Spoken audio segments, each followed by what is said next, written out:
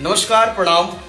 मैं आप सबका भाई, आप सबका दोस्त गोलू गोल्ड, और मेरा नया ऑडियो सॉन्ग माहौल बदले वाला बा को आप सब इतना प्यार, इतना आशीर्वाद दे रहे हैं कि देख के दिल गदगद है।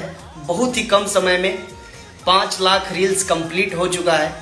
तो आप सब और जल्दी जल्दी रील्स बनाइए और 1 मिलियन रील्स कंप्लीट करिए, और इसका वीडियो हम लोग बहुत जल्द लाने वाले हैं। जी नमस्कार दोस्तों, स्वागत करते हैं सभी को आपका यूट्यूब चैनल अंदाज भोजपुरी। जी हाँ दोस्तों, बता दूं कि कल रात को 11 बजे एक पोस्टर आया तूफान आज के, यानी कि अचानक वो गाना रिलीज होने वाला है, जो कि रात को ही पोस्टर आया। तो मैं 11 बजे इसको देखा, बट मैं काम में बिजी था, इसकी वजह से नहीं गाना का प्रमोशन बताया। लेकिन ये गाना आज रिलीज होने वाला है। जी हाँ दोस्तों, और पासवान से माहौल बदले वाला बा, जो कि एक बहुत ही माहौल बदले वाला बा, करेजा हो, जो कि गोलू गोल्ड का वायरल गाना चल रहा है। उसी गाना को देखते हुए बहुत लोग गा रहे हैं गाना।